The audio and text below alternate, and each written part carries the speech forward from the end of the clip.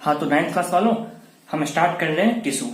ठीक है, आपको मैं जो तरीका बताऊंगा इस तरीके से आप पढ़िए। बायोलॉजी को, साइंस को ऐसे ही पढ़िएगा। ठीक है, ये बहुत ही बेस्ट तरीका है। ये तरीका आपके कोटा में वगैरह में सभी जगह कोचिंग इंस्टीट्यूट्स में पढ़ाए जाते हैं ऐसे ही। ठीक है, तो आपको वैसे ही फॉलो करना है जैसे मैं बताऊं।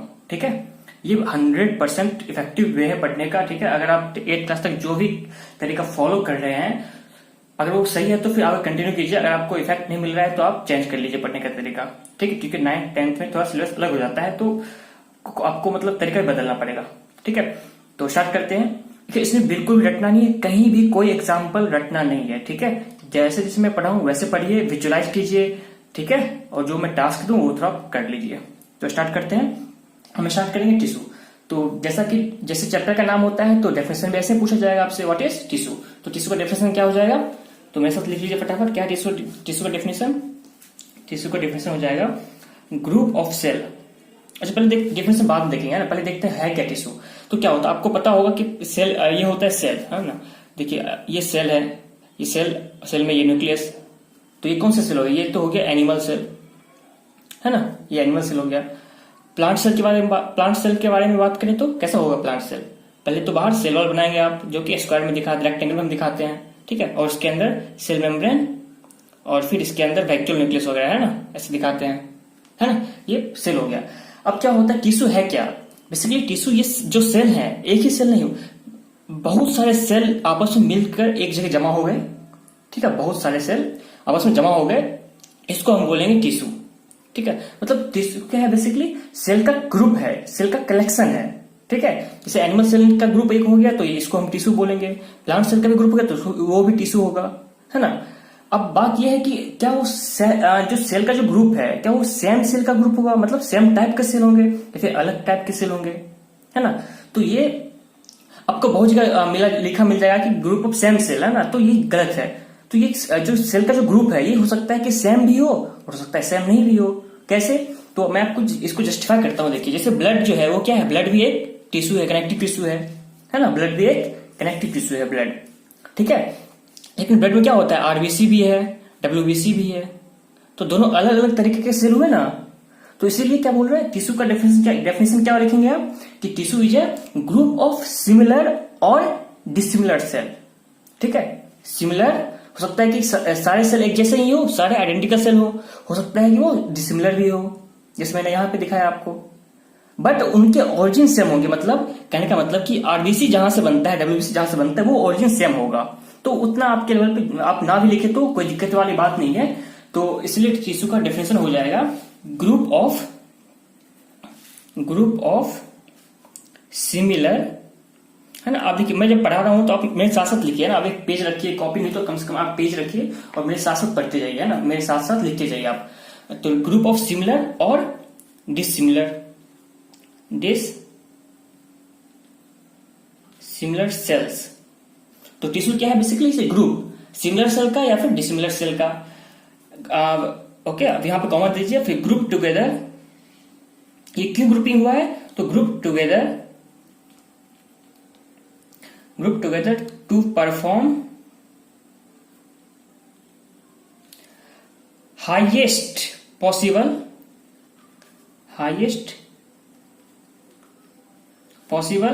या फिर highest possible function. Okay, highest possible efficient function, कुछ भी आप यहां पर लिख सकते हैं। तो बेसिकली ये हो गया आपके डेफिनेशन किसका, टिश्यू का। तो टिश्यू क्या है, सिमिलर सेल का या फिर डिसिमिलर सेल का ग्रुप है। और ये ग्रुपिंग क्यों हुई है, to perform highest possible function या फिर to perform highest efficient function, ये एसआरटी की लाइन है। ठीक है ना, तो ये हो गया आपके टिश्यू का डेफिनेशन। ओके, अब यहाँ पे बात कुछ लोग समझ लेते हैं मन में, मतलब मैंने भी नहीं बताया ना, आपके टीचर बताए होंगे, बस आप मन में समझ लेते हैं कि सेल है, सेल के ऊपर एक कवरिंग होगी तो उसको बोलते हैं टिश्यू। तो ऐसा नहीं है। ठीक है, तो बस वो सेल का एग्रीगेशन है। ठीक है, सेल का एग्रीगेशन, इसी को हम टिश्यू बोल रहे हैं। ठीक है, ओके, तो चलिए अब बात करते हैं कि प्लांट और एनिमल, क्या प्लांट टिश्यू और एनिमल टिश्यू एक जैसे ही है या फिर वो अलग अलग है ना। प्लांट टिश्यू, एनिमल टिश्यू एक जैसे हैं या फिर अलग अलग है। तो इसको बहुत ही अच्छी तरीके से एक्सप्लेन किया आपके एनसीईआरटी ने। एनसीईआरटी का आप पेज नंबर कौन सा फॉलो कीजिए, एनसीईआरटी का पेज नंबर 68 है ना।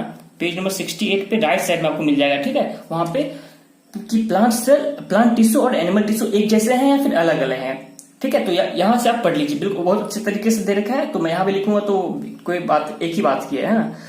तो चलिए, ठीक है। तो प्लांट सेल और एनिमल सेल दोनों का जो टिश्यू है, प्लांट टिश्यू और एनिमल टिश्यू दोनों अलग अलग हैं, ठीक है। और क्यों अलग है? क्योंकि उनके अलग अलग काम है, उनके फंक्शन अलग हैं।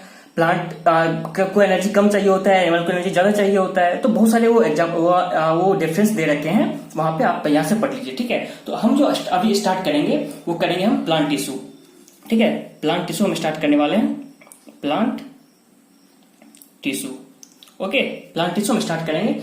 तो प्लांट में कितने तरह का टिश्यू पाया जाता है और किस बेसिस पे हमने क्लासिफाई किया है ना, इन दोनों पे बातें करेंगे हम, ठीक है। तो इसको हम फ्लो चार्ट से देखते हैं। तो प्लांट टिश्यू जो है, इसको मोटा मोटी दो पार्ट में डिवाइड किया गया। किसमें? पहला मेरिस्टेमेटिक टिश्यू, मेरिस्टेमेटिक टिश्यू, और दूसरा परमानेंट टिश्यू, ठीक है, परमानेंट टिश्यू। तो अब आपको आइडिया लग गया होगा कि ये किस बेसिस पे डिवाइड किया गया है ना। ये बेसिस है कि ये क्या है, मेरिस्टेमेटिक, ये डिवाइडिंग वाला है, ये नॉन डिवाइडिंग वाला है। ये डिवाइड नहीं करेंगे ये वाली, है ना, परमानेंट टिश्यू, ठीक है। तो ये प्लांट टिश्यू को मोटा मोटी दो पार्ट में डिवाइड किया गया है। अब मेरिस्टेमेटिक टिश्यू को फर्दर डिवाइड किया गया है, मेरिस्टेमेटिक टिश्यू को फर्दर डिवाइड किया गया है। इसके पहले मैं ये एक चीज बताना चाहूंगा कि देखिए, जब भी आपको सुनाई पड़े मेरिस्टेमेटिक, जहां भी आपके कानों में आवाज जाए मेरिस्टेमेटिक, आपके दिमाग में फट से चलना चाहिए क्या है, वो डिवाइडिंग वाली होगी। वो टिश्यू कैसी होगी, वो सेल कैसी होगी, डिवाइडिंग होगी, ठीक है, डिवाइडिंग वाली होगी। तो ये छोटी छोटी बातें हैं जो आपके कॉन्सेप्ट बिल्ड करेंगे बहुत शानदार। तो अब जितने भी मेरिस्टेमेटिक टिश्यू है प्लांट में, इसको फर्दर क्लासिफाई किया गया है on the basis of location, ठीक है। इसको डिवाइड किया गया further on the basis of location. तो क्या क्या डिवाइड किस में डिवाइड किया गया है? तो ऑन किसके बेसिस पे, वो आप लिख लीजिए यहां फटाफट, on the basis of location. देखिए एनसीईआरटी में जगह होता है ना, एनसीईआरटी में देखिए, आपने देखा होगा बुक के साइड में जगह होती है। तो उस जगह में है ना, आप ये सब फ्लोचार्ट बना रख लीजिएगा बना के, ठीक है। तो on the basis of location कि वो मेरिस्टेमेटिक टिश्यू कहां पर प्रेजेंट है, इसके बेसिस पे हमने उनको नाम दे रखा है। तो क्या क्या, तो चलिए जो पहला है हम जो पढ़ेंगे वो पढ़ेंगे apical tissue, apical meristematic tissue, meristematic tissue, ठीक है। अपाइकल मेरिस्टेमेटिक टिश्यू, ठीक है, on the basis of location. तो ये लोकेशन पे क्यों बोल दिया हम लोगों ने, पहले लिख लेते हैं फटाफट। तो on the basis of location meristematic tissue को तीन पार्ट में डिवाइड किया गया है। Apical, intercalary and third lateral meristem,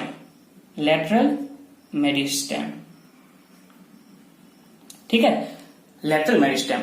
तो हमने तो बोल दिया कि लोकेशन की बेसिस पे है, तो इसका तो समझ में भी आ रहा है कि अपाइकल बोल रहे हैं, यानी कि ये एपेक्स पे होगा। अपाइकल मतलब क्या होता है, पीक होता है, जैसे स्पैन का एपेक्स यहाँ पे है ना। तो उसी तरह अपाइकल मतलब हो गया पीक पे।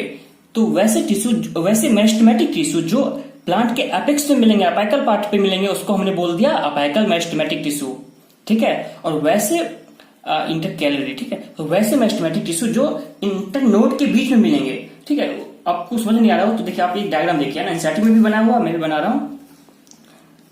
ये प्लांट को दर्शाने का शॉर्ट, ये सिंबॉलिक समझ सकते हैं। देखिए ये जो हम बना रहे हैं, ये क्या है, ये लीफ हो गया, ठीक है, ये क्या हो गया, ये लीफ हो गया, ओके। अब देखिए, अब यहां से जो हम निकाल रहे हैं, देखिए आपने गौर नहीं किया होगा एनसीईआरटी में, ये देखिए इसका ये क्लोज है, ये खुला हुआ है, तो ये रिप्रेजेंट करता है लीफ को, ये रिप्रेजेंट करता है ब्रांच को, ठीक है।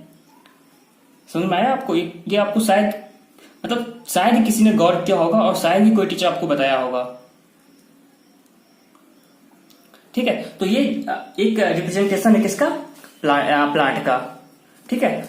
तो ये हो गया लीफ, ये स्टेम। तो ये क्या प्लांट का क्या होगा, ये एपेक्स हो गया, ये पार्ट क्या हो गया, प्लांट का एपेक्स हो गया। तो अब यहाँ पे जो मेरिस्टेमेटिक टिश्यू प्रेजेंट होगा, तो उसका नाम क्या हो जाएगा, अपाइकल मेरिस्टेम, ठीक है। अब बात करते हैं इंटरकैलरी। तो देखिए ये क्या, इसको क्या बोलते हैं, ये जो है ये इसको बोलते हैं इंटरनोड। क्या बोलते हैं इसको, इंटरनोड।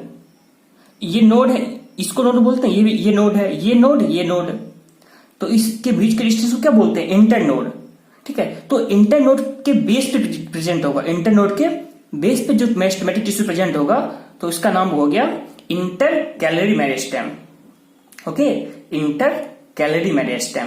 तो apical meristem, intercalary meristem, ठीक है ना। आपको पता होगा ये नोड होता है, ये इंटरनोड होता है ना। तो जो नोड इंटरनोड के जो बेस पे है, इंटरनोड है ना, इसके बेस पे है, तो इसलिए इसका नाम पड़ गया इंटर कैलरी मेरिस्टेम। अब बात करते हैं लेटरल मेरिस्टेम। तो नाम में ही लेटरल है, तो ये लेटरल मेरिस्टेम कैसा होगा? तो ये देखिए, ये है ना, ऐसा हम दिखाते हैं इसको। बेसिकली क्या होगा, पूरा ये होगा, गोल सा होगा। तो ये जो मैंने आपको क्रॉस सेक्शन दिखाया, जब इसको, सॉरी, ये ट्रांसफर सेक्शन है, जब मैं इसको कट करूंगा ना, इसको यहां से कट करूंगा तो हमें ऐसा दिखेगा कुछ। ये उसका ऑटरमोस्ट पार्ट है। तो ये जो बीच में जो दिखेगा ये क्या है? ये आपके हैं लेटरल मेरिस्टेम। ठीक है, तो ये क्या, बेसिकली ये पूरा गोल होगा, है ना, ये पूरा गोल होगा जो, तो इसलिए तो मैंने ऐसे काटा, तो हमें क्या दिखेगा? ये अपना पार्ट ही दिखेगा। तो बेसिकली होगा क्या, पूरा गोल होगा ये, है ना। तो ये प्लांट के ऊपर से नीचे तक ये होगा, ये वाला, ये मेरिस्टेम। ओके, समझ में आ रहा है आपको? विजुअलाइज कर पा रहे हैं ना? तो ये तो इसका नाम क्या हो गया? Lateral meristem. इसका नाम क्या हो गया? Lateral meristem. ओके, तो हमारे पास मेरिस्टेमेटिक टिश्यू 3 हो गए, कौन कौन से? Apical meristem, intercalary meristem and lateral meristem. ठीक है, अब देखते हैं फटाफट सबका फंक्शन क्या है। सबका फंक्शन क्या है? तो फंक्शन के लिए आपको मतलब रटने की कुछ जरूरत नहीं है, आपको खुद समझ में आ जाएगा। देखिए फंक्शन क्या है।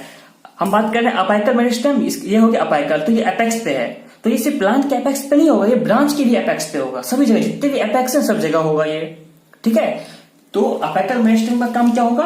क्योंकि ये अपेक्स पे होता है, ये टिप पे होता है, तो प्लांट की जो ग्रोथ होती है, लंबाई, प्लांट की जो लेंथ बढ़ती है, उसके लिए कौन रेस्पॉन्सिबल है? Apical meristem. तो apical meristem is responsible for increase in length या हाइट, बता सकते, हाइट ऑफ प्लांट। ठीक है, इसका यूज क्या हो गया अपाइकल मेरिस्टेम का? Increase height of plant. ठीक है, अब बताइए इंटरकैलरी का क्या होगा? इंटरकैलरी में क्या है? ये जो प्लांट का जो ये लेंथ है, ये वाला इंटरनोड का जो पार्ट है ना, इसको वो इंक्रीज करेगा। तो प्लांट की जो बेसिकली लेंथ होती है, लंबाई, है ना, प्लांट की जो लेंथ होती है, वो जो इंटरनोड में जो इलोंगेशन होगा वो कौन कराएगा? आपका इंटरकैलरी, है ना। तो increase the length of internode. तो इंटरनोड के इंक्रीज इंटरनोड का length, sorry, increase length of internode. ठीक है, ओके। अब देखिए समझ में आ रहा है ना आपको? देखिए इसका बेस्ट एग्जांपल कैसे क्या है? देखिए जैसे अगर आपने अगर एक बकरी आई, बकरी ने प्लांट के ऊपर वाले पार्ट को खा गई। ठीक है, बकरी आई, बकरी प्लांट के ऊपर वाले हिस्से को खा गई बकरी, तो क्या होगा? तो फिर प्लांट उसको रिजेनेट करता है ना, आप ऊपर वाले पार्ट को, तो वो कौन रिजेनेट करेगा? तो अपाइकल मेरिस्टेम। ठीक है, आप समझिए। अब देखिए वहां पे घास, नीचे घास पड़ी है। घास में आपने देखा होगा घास कैसी होती है? यहाँ पे नोड, इंटरनोड होता है ना, यहाँ से कुछ पत्ते निकली होती है, यहाँ से बीच में, यहाँ आपने देखा होगा इतना सॉलिड सा पार्ट होता है घास में। तो बेसिकली अब बकरी ने, समझिए बकरी ने यहाँ से खा लिया। सपोज बकरी ने इसको यहाँ से खा लिया, तो अब इसको आगे, इसके जो पार्ट को ऊपर आगे ले जाएगा, लेंथ को बढ़ाएगा जो ग्रास, वो कौन बढ़ाएगा? तो यहाँ पे जो मेरिस्टेम प्रेजेंट है, तो उसका नाम क्या है? Inter calorie meristem. समझ में आ रहा है आपको? जैसे ये प्लांट है, प्लांट के ऊपर वाले हिस्से को अगर बकरी खा गई, तो उसके जो वापस से उस हिस्से को रिजेनेट करेगी, उसका नाम क्या, कौन सा नाम है उसका? कौन सा मेरिस्टेम रिस्पॉन्सिबल है उसके लिए? Apical meristem. ठीक है, अगर घास है, घास में इंटरनोड है, घास वाले हिस्से को अगर ये बकरी खा गई, यहाँ से बकरी खा गई, तो इस वाले हिस्से को वापस से रिजेनेट कौन करेगी? Inter calorie meristem. ठीक है, इतना क्लियर है? चलिए, तो है ना, ये सब मतलब आप इमेजिन करिए साथ साथ ना, आपको बिल्कुल मतलब रटने की जरूरत नहीं पड़ेगी, मजा भी आएगा। अब बात करते हैं लेटरल मेरिस्टेम। लेटरल मेरिस्टेम क्या है? देखिए अब नाम में ही लेटरल, तो यानी कि ये प्रेजेंट है लेटरल साइड में, प्लांट की लेटरल साइड में प्रेजेंट है, तो उसका काम क्या है? ग्रोथ बढ़ाना। जैसे ये देखिए, जैसे ये है, ये आपके हो गया लेटरल मेरिस्टेम। ठीक है, तो ये जो सेल डिवाइड करेगी, इस वाली सेल डिवाइड करेगी। मेरिस्टेम का काम क्या है? मैंने आपको बताया मेरिस्टेम का काम क्या है? डिवाइडिंग वाली सेल है मेरिस्टेम। मेरिस्टेम क्या है? डिवाइडिंग वाली सेल, है ना। तो ये जो सेल है ये डिवाइड करेगी, तो पीछे पीछे नए नए सेल देती रहेगी ना, इधर से सेल नई सेल देगी, तो क्या होगा? समझ में आ रहा है आपको मैं क्या बोलना चाह रहा हूं, है ना। तो अभी इतना है, धीरे धीरे क्या होगा? साइज बड़ा होता जाएगा। तो प्लांट की जो गर्थ है, मोटाई जो प्लांट की है, वो कौन बढ़ाता है? In lateral meristem. तो ये क्या करता है? Increase girth of plant. आए समझ में? प्लांट का गर्थ जो है, मोटाई जो है, उसको कौन बढ़ाएगा? आपके लैटरल मेरिस्टेम। ठीक है, समझ आ गया ना तीनों चीज? तो ये हो गया। अब बात करते हैं कि जो मेरिस्टेमेटिक टिश्यू है, इसका फीचर क्या है, कैसे पहचानेंगे कि ये मेरिस्टेमेटिक टिश्यू है? तो आपके एग्जाम में सवाल पूछा जा सकता है कि right features of meristematic feature, right characteristics of meristematic tissue, है ना, या उसके फिर and right the types of meristematic tissue. तो आपको ये डायग्राम को बनाना है और ये आप ऐसे ग्राफ बना, सॉरी ऐसे ही आप चार्ट बना के लिख लीजिए। ओके, और आगे जो मैं बता रहा हूं वो देखिए। तो what are the characteristics of meristematic tissue, ये आपसे पूछा जाएगा। तो characteristics of meristematic tissue, characteristics of meristematic tissue. Okay, तो देखिए मैंने आपको क्या बताया पहले, जब भी मेरिस्टेमेटिक टिश्यू मैं आपको बोलूं तो आपके मन में क्या याद आना चाहिए? कि वो डिवाइडिंग वाली सेल है ना? क्या याद आना चाहिए आपके मन में? तो वो डिवाइडिंग वाली सेल है। अब देखिए, जैसे कोई भी सेल अगर डिवाइड करना है, किसी भी सेल को, अगर कोई भी सेल है, प्लांट का सेल हो या एनिमल का सेल हो, अगर उस सेल को डिवाइड करना है तो उसके लिए उसको न्यूट्रिएंट्स बहुत ज्यादा चाहिए होता है। और न्यूट्रिएंट्स कहां पे होता है? सेल के अंदर, साइटोप्लाज्म में होता है। अब जब सेल को डिवाइड करना होता है तो उसके जो डीएनए है वो एक्टिवली काम कर रहा होता है, तो उसके न्यूक्लियस में भी क्या होगा? बहुत लार्ज होगा। ठीक है, समझ में आ रहा है? अब हम बात कर रहे हैं यहाँ पे प्लांट सेल के बारे में, है ना। मेरिस्टेमेटिक सेल क्या है? बेसिकली प्लांट सेल ही है ना। तो प्लांट सेल है तो उसमें सेल वॉल तो होगा ही होगा, है ना, सेल वॉल तो होगा ही होगा। अब हम बोल रहे हैं कि वो डिवाइडिंग वाले सेल है, वो डिवाइडिंग वाले सेल है। तो आपको है ना कि वो डिवाइडिंग वाले सेल है, तो उसके जो सेल वॉल है वो कैसे डिवाइड करेगा? क्योंकि आपको पता होगा कि सेल वॉल क्या होता है? रिजिड होता है ना। तो लेकिन क्या होता है, देखिए जो सेल एक्टिवली डिवाइड कर रही होती है ना, उसकी सेल वॉल लूज होती है, मतलब वीक होती है, फ्लेक्सिबल होती है। ठीक है, उसके सेल वॉल फ्लेक्सिबल होते हैं। ठीक है, अब आपने पढ़ा होगा प्लांट में कि वैक्यूल भी होता है, और वैक्यूल का काम क्या होता है? क्या क्या काम होता है वैक्यूल का? कि वो वेस्ट मटेरियल को उसमें स्टोर करता है। ठीक है, समझ में आ रहा है कि तो ये कैरेक्टरिस्टिक्स है मेरिस्टेमेटिक टिश्यू का। क्या क्या है फटाफट देखते हैं। पहला जो कैरेक्टरिस्टिक है मेरिस्टेमेटिक टिश्यू का वो है कि डेंस साइटोप्लाज्म होगा इसमें, डेंस साइटोप्लाज्म। ठीक है, आपको ना ये कीवर्ड याद रखना है। इसमें मैंने क्या 2 वर्ड लिखा, डेंस साइटोप्लाज्म, ये आपको याद भी रहेगा और एग्जाम में लेकिन आप जब एग्जाम में लिखें तो कैसे लिखेंगे कि meristematic tissue has dense cytoplasm, है ना। तो लाइसेंडस आपको खुद बनाना है, बस आपको ये 2 वर्ड याद रखनी है कि डेंस साइटोप्लाज्म होता है और क्या? Prominent nucleus. Prominent nucleus, nucleus कैसा होता है? प्रोमिनेंट। ठीक है, न्यूक्लियस प्रोमिनेंट होता है। ओके, और क्या मैंने बताया कि जो सेल वॉल होती है वो डिवाइडिंग सेल का, जो सेल एक्टिवली डिवाइड कर रही होती है उसकी सेल वॉल कैसी होती है? फ्लेक्सिबल होती है। तो सेल वॉल कैसे है? Thin and flexible, thin and flexible cell wall. Okay, thin and flexible cell wall. चौथा क्या होगा? और अब मैंने क्या बताया कि प्लांट को वैक्यूल चाहिए होता है स्टोर करने के लिए एक्सक्रीटरी मटेरियल को। अब समझिए कि अभी अभी नई सेल बनी है, इसमें क्या एक्सक्रीटरी मटेरियल होगा स्टोर करने लायक? कुछ भी नहीं होगा। तो इसीलिए इसमें क्या होता है? Vacuole absent, vacuole absent. ठीक, क्योंकि ये न्यूली अभी जस्ट ये डिवाइड होकर बनी है, तो इसमें कोई भी एक्सक्रीटरी मटेरियल है ही नहीं स्टोर करने लायक, तो इसीलिए इसमें जो वैक्यूल है वो एब्सेंट होता है। ठीक है ना। और क्या होता है? The cells of meristematic tissue, cells of meristematic tissue is very active. ठीक है, तो ये आपके हो गए आपके कैरेक्टरिस्टिक्स ऑफ मेरिस्टेमेटिक टिश्यू। हम बात कर रहे हैं मेरिस्टेमेटिक टिश्यू का कैरेक्टरिस्टिक। ठीक है, तो कैरेक्टरिस्टिक इसमें क्या होगा? इसके सेल में होगा, tissue is a group of cell, है ना। ओके, तो उसके ये 5 फीचर्स हो गए। ये इंपॉर्टेंट क्वेश्चन है, ये आपके एग्जाम में पक्का पूछा जाएगा। तो आपको रटना नहीं है, बस आपको देखिए 2-2 लाइन, 2-2 वर्ड, बेसिकली हाँ 2-2 वर्ड आपको याद रखने हैं। डेंस साइटोप्लाज्म, प्रोमिनेंट न्यूक्लियस, मैं साथ सब बोलते जाइए। Thin and flexible cell wall, vacuole is absent and the cells are active, very active. ठीक है, तो 5 लाइन 5 मार्क्स में 5 5 लाइन में लिख लीजिए आप, आपको 5 मार्क्स पूरे मिलेंगे। ठीक है, तो ये था हमारा मेरिस्टेमेटिक टिश्यू। नेक्स्ट लेक्चर में हम देखेंगे परमानेंट टिश्यू और उसके टाइप्स। Okay, thank you.